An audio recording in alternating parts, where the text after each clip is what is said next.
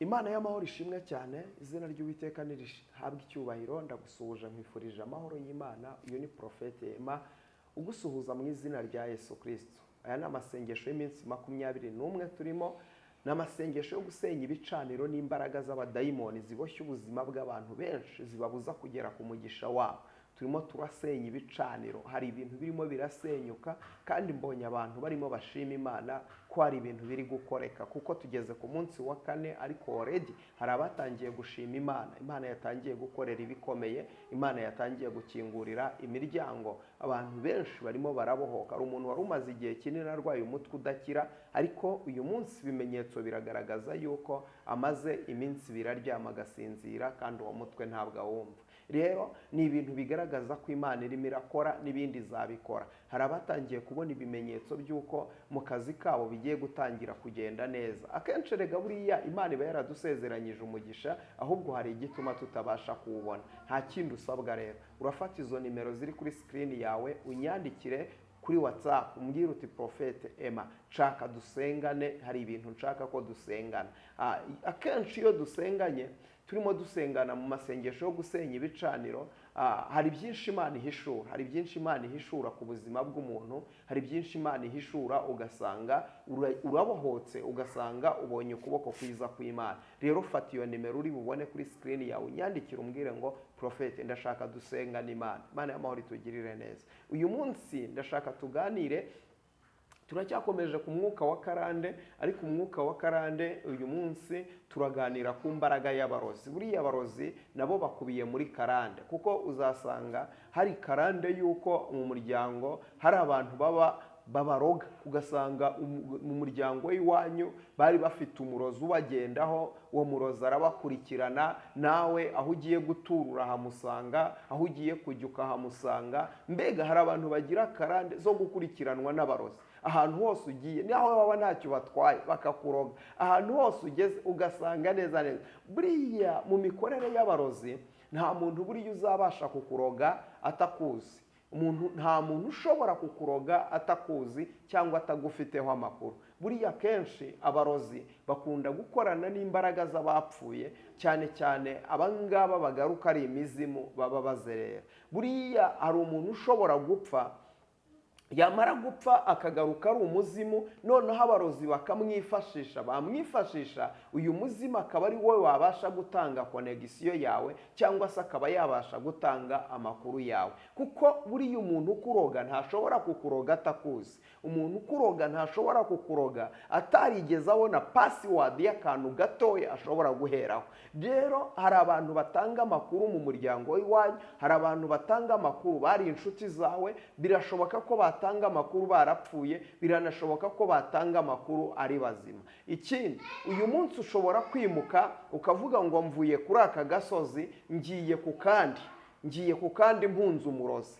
Wahunga umurozi uvuye kuri aka gasozi ugiye ku kandi, abarozi ikintu bakora mu isi y'imyuka yabo, barakonekitingana aba barozi. Noneho ugasanga ukimuka, uyu murozi w'i Kigali agukoreye transferi, ahise agukonekita ku murozi w'ahantu wimukiye. Ugasanga uhasanze nawe arakuroza. Imana y'amahoro itugirire neza. Ugasanga uyu munsi wavuye mu Rwanda urajya muri Amerika cyangwa se ujya muri Canada, ariko ugasanga za mbaraga ziracyagukurikirana. Akenshi izi mbaraga zikorera mu isi y'umwuka. Abari isi y'umwuka usanga ari ibintu biba ari uruhererekane, kuko bibera mu isi y'umwuka. Imana itugirire neza. Nuko ngo niba bibera mu isi y'umwuka, rero ibi bintu niyo mpamvu ugenda ukava mu gihugu kimwe ukajya mu kindi, ariko ugasanga iyi myuka iracyagukurikirana. Kandi waravuye mu gihugu kimwe ukajya mu kindi, ariko imyuka ikagumye ikagukurikirana. Bibera mu isi y'umwuka. Akenshi uzasanga baba barigeze bafata amafoto yawe. Biriya bintu mubamo mu buzima bwa buri munsi, usanga buri kantu kose ugezeho upostinga kuri stati, upostinga kuri Facebook, amafoto yawe uyasharinga, uyanyanyagiza. Akenshi birahagije ko umurozi yabona ifoto yawe agaheraho, akaba ariyo network azamukiraho akuroga cyakugirira nabi. Birahagije kugira ngo umurozi abone izina ryawe, narangiza ahereho azamukireho akuroga cyangwa kugirira nabi. Rero akenshi uzasanga umuntu ukuroga hari ahantu mwigeze guhurira runaka, cyangwa se niba mutarigeze muhura, hari umuntu wo mu muryango w'iwanyu bahuye amuha amakuru. Imana itugirire neza. Cyangwa se ku bantu bigeze baraguza, hari uyu uraguje akenshi usiga amakuru yawe mu bapfumu. Aba bantu bakoresha imbaraga z'imyuka mibi akenshi baba bari connected, kuko ubwami bakorera ni bumwe. Ni ukuvuga ngo rero babasha gusharinga, bagahanahana amakuru, kuko dayimoni zirakorana. Uzasanga dayimoni buri deparitoma yose y'abadayimoni igira ukuntu ikora. Uzasanga dayimoni uguteza agahinda abakora ku giti cyiwe wenyine. Rumva, dayimoni w'agahinda ukuvuga ngo afite deparitoma ayoboye, ariko ntibizamubuza gukorana na dayimoni witwa uruzingo. Dayimoni uteza uruzingo akorana na dayimoni gahinda. Kubera iki? Iyo yaguteje uruzingo arangije aguteza agahinda, yarangiza kuguteza agahinda, iyo myuka ikakuboha ikakwizirikaho. Kuko usanga abadayimoni bose baba bafite famiye. Imana y'amahoro itugirire neza. Uzasanga dayimoni w'ubukene ntiyabura gukorana na dayimoni w'agahinda. Imana y'amahoro itugirire neza. Kuko aguteza ubukene, amara kuguteza ubukene akagusunikira kwa gahinda. Imana itugirire neza. Gahinda nawe akakwihebesha akagusunikira kwa dayimoni uteza umwuka wo kwiyahura. Imana y'amahoro itugirire neza. Kuko akenshi burya gahinda ahantu gasoreza ku kintu cyitwa kwiyahura. Uzasanga dayimoni w'agahinda ahora aguteye akubwira ngo ariko wakwiyahuye ukipfira ko n'ubundi ntacyo umaze. Ugasanga umuntu ahora asenga ngo n'urupfu nararubuze. Icyo ngicyo ni dayimoni gahinda urimo urakuvugiramo. Imana itugirire neza. Rero uzasanga dayimoni zigiye zitandukanye. Hari dayimoni w'agahinda, hari dayimoni uteza ubukene, hari dayimoni ushinzwe guteza impanuka, hari dayimoni ushinzwe kuzinga abantu neza ntibabyare. Dayimoni uteza uruzingo utuma rwose uza agafunga inda z'ababyeyi ntibabyare neza. Ugasanga ibyo bintu biri ku buzima bwawe. Rero uzasanga abo badayimoni bose bafite uburyo bakorana n'uburyo bakominikana, ugasanga ibyawe ntibyemera. Imana y'amahoro itugirire neza.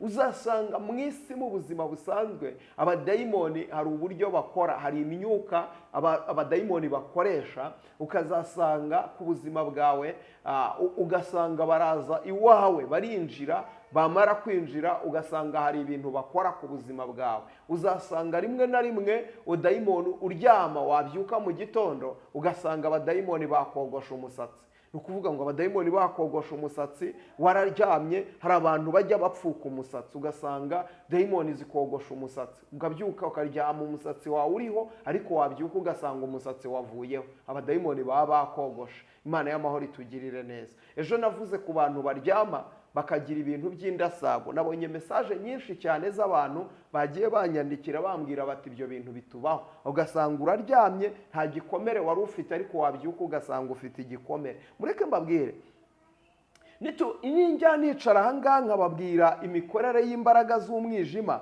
mujye mubyumva cyane. Ibi bintu mujye mubyumva cyane, kuko ni ibintu bihari, ni ibintu biriho. Kandi uyu munsi kutabivugaho ntabwo ari cyo kizabikemura, kuko abarokore benshi baba bakubwira ngo ariko ngo kubera iki ngo muvuga dayimoni cyane, muvuga dayimoni cyane. Nitutayivuga se ngo umenye amabanga yayo, nitutayivuga ngo umenye imikorere yayo, kuko ukwiriye kumenya imikorere yayo. Nutamenya imikorere yayo kandi ibyo bintu bikuriho bizaguhitana. Nutamenya imikorere yayo kandi ibyo bintu biri kuba kuri wowe bizakwica. Ukeneye kumenya ngo ni iki kiri kuriho, kuko uwo mwuka ukubwira ngo wishaka kubyumva ni umwuka w'abadayimoni ushaka kukwica. Imana itugirire neza. Hari ibintu mutwerera Imana, ariko Imana ntabwo yabikora, kuko Imana ntiberaho kubabaza umuntu iteka. Ariko uzasanga uri mu buzima bupfuye ngo Imana yarabyemeye. ngo Imana ngo niyo yanteje ubukene ngo yarabyemeye, ngo Imana ngo niyo ihora iteza abana banjye agisida bagahora bapfa umwe ku rundi. Oya, ntabwo ari icyo ngicyo Imana yakugeneye. Ijambo riravuga ngo ingororano y'abubaha Uwiteka ni ubukire, icyubahiro n'ubugingo. Rero uyu munsi Imana igambirira kukugirira neza, Satani we akagambirira kukugirira nabi. Imana y'amahoro ishimwe cyane. Kandi icyo nkundira Imana, iyo udakijijwe yo si ikirara, ntifata ku ngufu. Ntabwo yaza kugufata ku ngufu ngo ngwino ariko dayimoni yo imeze nk'ikirara, yo muri kamere yayo irubikira, aho ufite intege nkeya niho igufatirira ikakwica neza neza. Imana y'amahoro itugirire neza. Ibi bintu rero byumve ko ari ibintu bihari kandi ko ari ibintu ukwiriye gusengera ndetse cyane. Imana y'amahoro itugirire neza. Iyi myuka ni imyuka iba ku buzima bw'abantu. Uzasanga rimwe na rimwe hari imyuka yinjira mu nzu yawe nijoro, mu bicuku bya nijoro usinziriye, ikaza igakora imigenzo ku buzima bwawe. Hari n'abantu baryama, bamara kuryama roho zabo zikabavamo, umwuka wabo ukabavamo, ugasanga hari ahandi hantu bisanze. Buriya ninkubwira ibi bintu by'imyuka byumve cyane, kuko ibi ngibi by'imyuka ntibikora kuri uyu mubiri uyu nguyu twambaye w'inyuma. Ni ibintu bikora mu buryo bw'imyuka, cyangwa se mu buryo by'imyuka itagaragara, kuko turwana n'ibintu by'imyuka itagaragara, imbaraga z'umwijima zitagaragara. Reka nkubwire, iyo tuvuze ngo tuzajya mu ijuru, uzajya mu ijuru ntabwo ari uyu mubiri ureba Prophet Emma gutyo ndeba, imbere muri njyewe harimo undi muntu. Ushobora kumbona gutya iyi sura yanjye ukandeba ukavuga ngo mbonye Prophet Emma, ariko ukibona iyi sura ntabwo wabonye Prophet Emma, ntabwo ari we wanyawe. Njyewe wanyawe n'undi mo imbere. Ibikorwa nzagukorera bizakwereka uwo ndi we. Imana y'amahoro itugirire neza. Kuko uyu munsi kumbona isura ntibikwereka uwo ndi we, ariko ibikorwa nzakora bizakwereka uwo ndi we. Niyo mpamvu mu migani Salomo yanditse, arandika ngo iyo ikigoryi gicecetse, Imana y'amahoro itugirire neza, ngo abantu bagira ngo ni ikinyabwenge, ariko ngo iyo gitoboye kikavuga, amagambo akivamo niyo agaragaza ko burya cya kindi cyari ikigoryi koko. Imana itugirire neza. Niyo mpamvu burya umuntu ucecetse, guceceka bigaragaza umuntu w'umunyabwenge. Iyo umuntu acecetse adakunda kugira amagambo menshi bimugaragaza nk'umunyabwenge, ariko nyirizina ntabwo ari uko aba afite ubwenge, ahubwo ni uko afite impano yo guceceka. Imana itugire neza. Kuko umuntu uceceka aba umuhanga mu guhisha amarangamutima yiwe. Umuntu uceceka aba umuhanga mu guhisha ibiri muri we mindani, ariko nyirizina kuba acecetse ntibihita bikuvuga ngo uriya muntu ngo aritonda. Kuba acecetse se wagize ngo nicyo kigaragaza ko yitonda? Uyu munsi Imana izagufashe mu bane byibuze iminsi 3. Nyuma y'iminsi 3 uzaza umbwire ngo wa muntu aritonda. Imana y'amahoro. Buriya umuntu mutabanye ntabwo wamenya ibyiwe, umuntu mutavuganye ntiwamenya ibyiwe. Ushobora kumbona gutya wande bati yo bambe uriya muntu aritonda, wareba uriya muntu aritonda, ariko iyo tubanye nibwo umenya ko nitonda, cyangwa nibwo umenya ko ndi umuntu mwiza cyangwa ndi umuntu mubi. Buriya kenshi uzasanga mu buzima barakubwira ngo iyo ugurije umuntu amafaranga, yari inshuti yawe, ugasanga yari inshuti yawe ariko ukamuguriza amafaranga, ni ukuvuga ngo aho niho rimwe na rimwe muhita muba abanzi. Imana itugirire neza. Rimwe na rimwe ugasanga mubaye abanzi, ugasanga umuntu mwavuganaga ariko ugasanga ntago mwongeye kuvugana. Kubera iki? Kubera ko wamugurije amafaranga. Iyo umuntu umugurije amafaranga muba abanzi.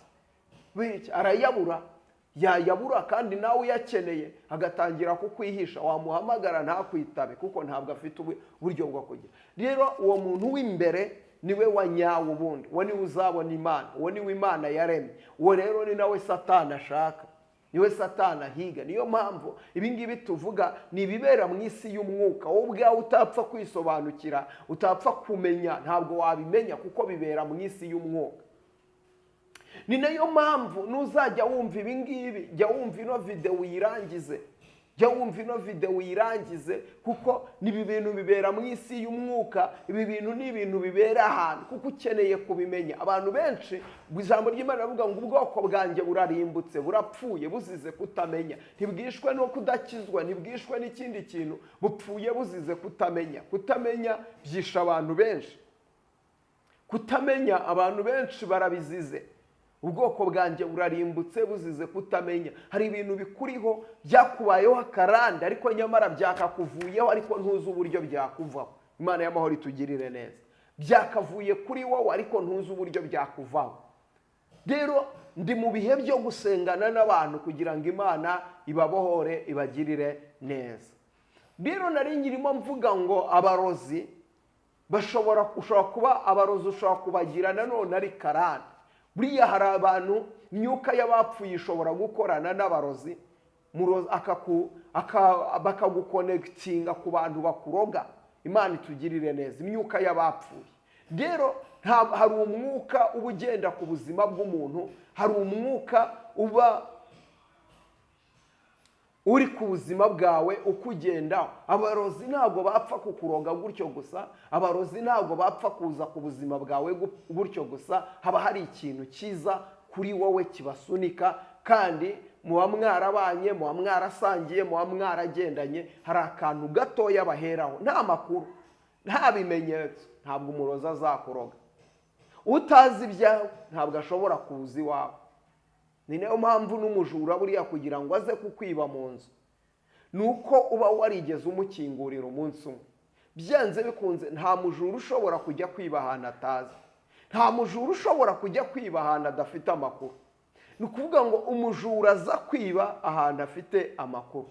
Niyo mpamvu akenshi umwanzi w'umuntu ni uwigeze kuba inshuti yewe. Inshuti ufite uyu munsi, mujye mubana uteganya yuko ejo hazaza ari we mwanzi uzaba ukomeye ku buzima bwawe, kuko utakuzi ntashobora kukwanga, kubera arakwangira iki? Nta cyawazi, nta na kimwe. Ariko uwamenye ibyawe, inshuti yawe, umwe mwasangiye, ndetse rimwe na rimwe niyo mpamvu umwanzi ukomeye cyane ari uwo mwonsi ibere rimwe. Ugasanga umwanzi ukomeye cyane kuko arakuzi, azi intege nkeya zawe, azi ibiguca intege, azi ibikunaniza, azi amagambo avuga ugacika intege. Ni ukuvuga ngo nta kintu na kimwe wamuhishe, mwaraganiriye umubwira byose. Ni ukuvuga ngo iyo mwaganiraga nk'ubwira inshuti kandi ukamubwira nk'inkoramutima. Ni ukuvuga ngo iyo umubwiye umwimariramo, mwirundumuriramo. Niyo mpamvu nta mujura ujya kwiba ahantu atazi, nta mujura ujya kwiba ahantu adafite amakuru. Umujura kugira ngo aze kwiba mu nzu yawe ni ukuba warigeze umukingurira akinjira, cyangwa se umwe muba mu nzu yawe akaba yamuha amakuru. Imana itugirire neza. Umujura wese ajya kwiba ahantu azi afite amakuru. Niyo mpamvu nugira inshuti ujye wirinda kuyibwira ibyawe byose. Uyu munsi wa none ujye ukunda abantu, ariko ujye wirinda kubizera. Ujye ukunda abantu, ariko ujye wirinda kubirundumuriramo bose. Buri kantu kose ukamubwira, ikikubayeho cyose ukimubwira. Ibintu byose ugende usange waramumeneye amabanga yawe yose, usange nta na kimwe atazi kuri wowe. Ejo uwo nguwo niwe uzaba umwanzi ukomeye, ejo uwo nguwo niwe uzaba inkota ikomeye cyane yo kukurimbura ukajya hasi. Kuko mu makosa abantu bakora akenshi uzasanga abanzi tugira n'abantu baturwanya, n'abantu batugendaho, n'abantu batuvuga, n'abantu badusebya. Uzasanga iteka ari abo twigeze dusangira, ari abo twagiriye neza, ari n'abo twizeye tukababwira ibyacu byose. Rero bika amabanga yawe. Ndetse umunyarwanda we yabivuze neza, aravuga ngo uhishe mu nda imbwa ntimwiba. Imana y'amahoro itugirire neza. Rero tukiri kuri iyi myuka navuze ngo ndakubwira ibimenyetso bigaragaza yuko bakuroga. Uyu munsi ni ibimenyetso bigera kuri ni byinshi, ariko uyu munsi mu nkundire mvuge nka bine tuzakomerezaho. Ikimenyetso cya mbere, umuntu nagihereyeho mvuga ngo umuntu ukunda kuryama akarota inzoka mu buzima bwawe, ukarota urwana nayo cyangwa ukarota ikuruma, ukarota uyu munsi wa none iyo nzoka urimo urarwana nayo, cyangwa se ukabona ikuruma ikiganza, cyangwa se ukabona ikwihambiriyeho mu ijosi, cyangwa se ukabona iyo nzoka igusanga mu buriri. Iyo nzoka ukabona ari abantu babona inzoka ugasanga igusanze mu buriri, cyangwa ukabona urimo urarwana nayo, menya ko hari ikindi kimenyetso simusiga ko hari umurozi urimo urakuroga. Ukibona iyo nzoka, hari abantu bakubakiye ibicaniro barimo barakuroga. Inzoka iteka buri uko ugiye kuryama uyibona mu nzozi zawe, kandi ukayibona isa naho iri kurwanya, kandi ukayibona isa naho irimo kwirukankana iteka. Ndetse rimwe na rimwe hakaba igihe urwanye nayo mu nzozi. Buriya biba byiza uba ugize amahirwe iyo urwanye nayo ukabona urayishe, ariko iyo urwanye nayo ukabona iragucitse, biba bigaragaje yuko wa murozi aracyarimo arakurwanya. uba ukeneye kongera amasengesho cyane kugira ngo Imana yururuke izibane nawe. uba ukeneye kongera amasengesho, uba ukeneye kongera ibihe byo gusenga. Imana y'amahoro itugirire neza. iyi nzoka rero akenshi iyo barimo barakuroga, nicyo kimenyetso kigaragara ku buzima bwawe ko hari abantu barimo barakuroga, ko hari abantu barimo barasukuma imbaraga z'imyuka mibi. rero uba ukeneye gusenga cyane. niba ujya urota zino nzozi, ukeneye gusengerwa cyane. uyu mwuka nkunda kuwuvugaho cyane abantu bagira umwuka w'ijoro. niba hari imyuka ijya igusambanya ukabona rimwe na rimwe, hari naho iyi myuka yiyoberanya, byamara kwiyoberanya ikaza mu ishusho, rimwe na rimwe ukabona urimo urasambana, ukabona urasambana na fiyanse wawe, ukabona urasambana n'umugabo wawe muri kumwe kandi muraryamanye, ariko urabibona mu nzozi. ni ukuvuga ngo ibyo nabyo uba ukeneye gusengerwa cyane, uraboshye. Imana y'amahoro itugirire neza. ariko rimwe na rimwe hari abandi barota imyuka ibasambanya mu bicuku bya nijoro. iyi myuka wagiye cyose usinziriye, uyu mwuka uraza ukagusambanya, uyu mwuka uraza ukabikora. mperutse gusengana n'umuntu, uyu mwuka wari umusambanyije. iyi myuka yasambanye nayo imyaka 13 yose.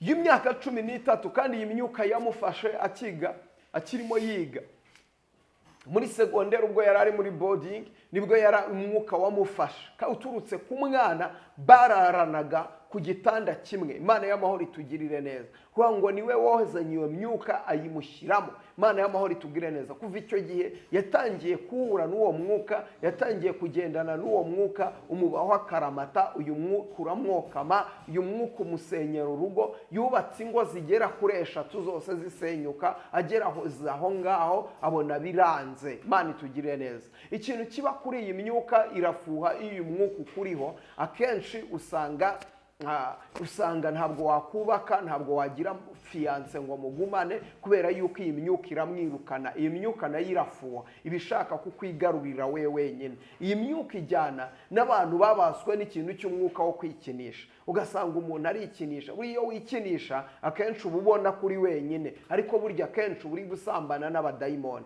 nubwo utabizi, ariko ibitekerezo byawe biba biri mu yindi si. hari indi si uba urimo usambana n'abadayimoni. kuko akenshi uyu mwuka iyo wamaze kukubata, uyu mwuka iyo wamaze kukwinjira, ugera ku rwego utakifuza kugira umuntu mubana, ahubwo wowe wumva wahora wikinisha, wahora ukora ibyo bintu. ukeneye gusengerwa Imana rero. ni ikimenyetso kigaragaza yuko hari ibitambo byatambwe ku buzima bwawe, barakuroze, ndetse hari n'ibitambo byagutambweho. hari ahantu wazirikiwe, hari imyuka ikuboshye, hari imyuka ikuziritse. ukeneye gusengerwa Imana. ukeneye kuza muri aya masengesho tukagusengera, Imana ikakubohora, ikakugirira neza. hari abantu baryama, yabyuka mu gitondo agasanga imbeba zamuriye mu birenge, agasanga imbeba zamuriye mu birenge. ukaryama, ariko buri uko ubyutse ugasanga imbeba zakuriye mu birenge. Imana y'amahoro itugirire neza. ugasanga imbeba neza neza zirakurya, kandi ntiwapfuye, uri muzima. menya yuko ukeneye gusengerwa. hari imyuka mibi bakoherereza. iyi myuka, imbeba buri yisobanuye ibintu byinshi cyane, ariko reka mvugemo nka 3. icya mbere ni umwuka w'inyatsi ku buzima bwawe.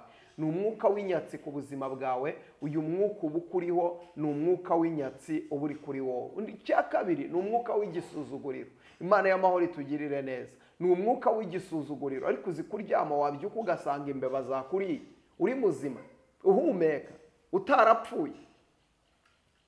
akenshi burya imbeba zijya ahantu hari umupfu. imbeba zijya ahantu hari umuntu wapfuye, akaba ariho zikamurya kubera ko yapfuye. ariko wowe uri muzima, ariko urabyutse usanze imbeba zakuriye. ukeneye gusengerwa Imana. ukeneye gusengerwa Imana cyane. ibyo bintu ni bibi cyane, ni bibi cyane. ukeneye gusenga. kandi ugasanga uri umuririmbyi, ariko uraririmba imbeba zarakuriye munsi y'ibirenge. Imana y'amahoro itugirire neza. sibyo? icya gatatu, izi mbeba zishobora kukurya, ariko ukwiriye no gusenga cyane, kuko hafi aho ngaho haba hari n'umwuka w'urupfu uhazerera. nakubwiye ngo abantu baribwa n'imbeba ni abantu bapfuye. Akenshi iyo umuntu yapfuye, iyo badahise bamujyana muri morgue, akenshi uzasanga imbeba zimurya, imbeba zikaza zikamurya kubera ko yapfuye. Rero akenshi usabwa gusenga cyane, uwo mwuka uri hafi aho ngaho, uri muzerero, uri around aho ngaho, umwuka w'urupfu ukeneye kuwirukana ku buzima bwawe. Menya ko barimo barakuroga. Ndasoreza ikindi cya kane nicyo nsorezaho. Icya kane nicyo nsorezaho, kuryama wabyuka, kuryama mu bicuku bya nijoro, ukaryama ukarota urimo urarya. Rimwe na rimwe urota urimo urarya inyama z'abantu bapfuye, urota urimo urarya inyama ziboze, ndetse ukabona urimo urarya inyama. Senga cyane, barimo barakuroga. Icya kabiri, imbere yawe hari uburozi bw'ubutamikano, bazagutamika uburozi bw'ubutamikano. Ukeneye gusenga Imana, ukeneye kuba imbere y'Imana. Imana y'amahoro itugirire neza. Ibi ngibi ndimo mvuga, wenda ushobora kubyumva ntubyakire neza bitewe n'uko ubyumva n'aho wakuriye n'uko warezwe, ariko ndagira ngo nkubwire, Yesu w'icyamuzanye yazanywe no kugira ngo zibone ubugingo kandi bwinshi. Ubutunzi bwa hano mu isi, shitani niwe muyobozi wabwo. Rero icyo ukeneye kurwana intambara kugira ngo abuguhe. Arimo arakubwira ngo gira icyo ureka, arakubwira kureka agakiza, arakubwira kuva mu masezerano, arakubwira kuva mu ijambo ry'Imana. Ariko ukeneye kuguma mu ijambo ry'Imana, ahubwo ugatsindisha shetani icyanditswe, ndetse no kumenya ko uri umwana w'Imana, ukamenya ko uri umutsinzi. Ijambo riravuga ngo nimurwanye Satani nawe azabahunga. Mureke mbabwire, aya masengesho ni amasengesho dukwiriye gusenga, kandi buri muntu wese akavuga ngo nkwiriye kuyasenga. Kandi niwumva bino bintu wivuga ngo igihe nahereye, igihe wahereye si cyo gifite agaciro, ahubwo igifite agaciro ni icyo Imana irimo iravuga none aha ngaha. Icyo Imana irimo iravuga, kuko aya masengesho njya kuyategura, njya kuyasenga, numvishije nyahatwa n'umwuka w'Imana. Numva hari ikintu Imana irimo irantegekera gukora aya masengesho y'iminsi 21. Rero nawe nubyumva, reka kuvuga ngo igihe wasengeye, ngo nasenganye n'abakozi b'Imana, ngo hari abantu twabanye, ngo hari abo twagendanye. Igihe wasengeye icyo ntacyo kivuze. Igifite icyo kivuze ni igihe urimo none aha ngaha. Ese none aha ngaha ntabwo wakongera ugahatana, ntiwakongera ukarwana, ntiwakongera ukaba imbere y'Imana, ntiwakongera ukinginga Imana, ntiwakongera ugasenga Imana, ntiwakongera ukubaka igicaniro, ntiwakongera ugakoresha deliverance. Hari abantu bagiye bakorerwa deliverance bakayikora nabi. Kenshi barakubwiye ngo reka bagukorere deliverance, ngo bakuzamukira umusozi bagire gute. Deliverance ntawe ukuzamukira umusozi. Iyi deliverance tuvuga, deliverance ni umugenzo. Imana y'amahoro itugirire neza. Ni amasengesho ariko yo kubohora umuntu, ukamuvana ahantu. Ukeneye umuntu ufite ijisho rireba, ukeneye umuntu werekwa, ufite impano y'Imana. Ukeneye umuntu ureba, werekwa n'Imana, akerekwa. Imana y'amahoro itugirire neza. Ijambo rirambwira mu Bami ba kabiri ibice 2 ku murongo wa 19, aravuga ngo bukeye abanyamudugudu babwira Elisa bati, dore uyu mudugudu buryo uri heza nk'uko bireba databuja, ariko imyaka yaho irarumba n'amazi yaho ararura. Imana y'amahoro itugirire neza. Aravuga ngo dore uyu mudugudu uburyo uri heza nk'uko bireba databuja, ariko amazi yaho ararura n'imyaka yaho irarumba. Uyu mudugudu bavugaga uwo ari wo ni Yeriko. Yeriko yari yarabaye iki? Yari yaravumwe. Yari yaravumwe nande? Yari yaravumwe na Yosuwa. Imana y'amahoro itugirire neza. Yosuwa ibice 6. Imana y'amahoro itugirire neza. Yosuwa amaze gufata Yeriko, aravuga ngo havumwe umuntu uzagerageza kubaka Yeriko. Akigerageza gushinga urufatiro azapfusha umwana we w'imfura. Imana itugirire neza. Reka ncumbikira aha ngaha iki kiganiro, ndaje mbabwire impamvu ukwiriye kubana n'umutambyi, impamvu ukwiriye kubana n'umuhanuzi w'Imana. akamaro k'uwasizwe mu buzima bwawe, akamaro k'umunyamasengesho. Imana ishimwe. Akamaro k'umunyamasengesho mama, akamaro k'umuhanuzi w'Imana, akamaro k'umukozi w'Imana. Ingoma za 2:20. Yehoshafati abwira Abayisiraheli ababwira ngo nimwizere Uwiteka Imana yanyu mubone gukomezwa, ariko arangije arababwira ngo nimwizere n'abahanuzi bayo mubone kugubwa neza. Imana itugirire neza. Imana ikorera mu bahanuzi bayo, Imana ikorera mu kanwa k'abakozi b'Imana, Imana ikorera mu kanwa k'abaprofete bayo. Imana iracyafite abantu. Wiza kumbwira ngo hari uwaguhemukiye, uwo nguwo ntabwo aduhagarariye. Hari 7,000 bitarapfukamira Bayali. Imana iracyafite abakozi. Wahuye n'inzererezi, wahuye n'igisambo, wahuye n'ufite karande, ariko Imana iracyafite abakozi. Imana iracyafite abantu. Hari abantu babatuwe, hari abantu Imana ishimwe. Zoni mashando will be fine. Ndumva mfashije. Imana y'amahoro itugirire neza. Rero Imana iracyafite abantu. Imana ifite abakozi. Imana itugirire neza. Rero wiza kuvuga ngo hari abantu bamemukiye, ngo urabona ngo hari abangiriye nabi, abo ngabo ntibaduhagarariye. Abo ngabo bahagaze ku giti cyabo. Imana itugirire neza. Buri muntu wese akora ibyiwe ku giti cyiwe kandi azabibazwa n'uwamutumye. Abantu bose bahamagarwa mu buryo butandukanye. Hari abahamagarwa n'Imana isumba byose, bagakora bakorera mu muhamagaro w'Imana. Hari n'abahamagarwa n'abantu. Imana itugirire neza. Abantu kubera amarangamutima bakakuhamagara kubera ko wize amashuri menshi, bakavuga ngo ngwino mu mukozi w'Imana, ariko nyirizina icyo ntabwo kikurimo ntikigutuyemo.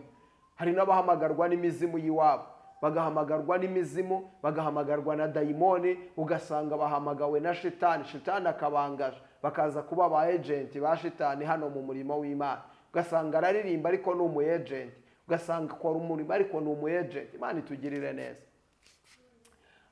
Imana rero ibaho umugisha. Imana ibiyereke, kuboko kwiza kw'Imana kuboneke kuri mwebwe. Imbaraga n'imbabazi z'Imana zikomeze kubabaho. Ntimukabure ku Mwuka Wera, ntimukabure amata mu ijuru iwacu zirakamwa. Icyo cyigisho nzagikomerezaho. Agaciro k'umuhanuzi, agaciro k'umuhanuzi nzagikomerezaho. Imana ibaho umugisha. Reka mbasengere. Data, ndagushima kuri Imana igira neza.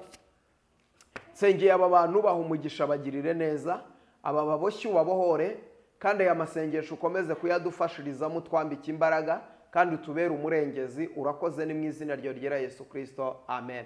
Imana ibaha umugisha. Reka nkubwire ngo ibiganiro byacu byo nakagaruka. Ntukure amaso yawe kuri Prophet Emma. Komeze tubane muri aya masengesho, tubane mu isaha y'ubuhanuzi. Nayo iracyakomeje, isaha yo kubohoka, kandi nzi neza ko iby'Imana ivugana n'abantu bayo birimo birasohora. Rero Imana iguha umugisha, Imana ikwishimire. Shalom, shalom.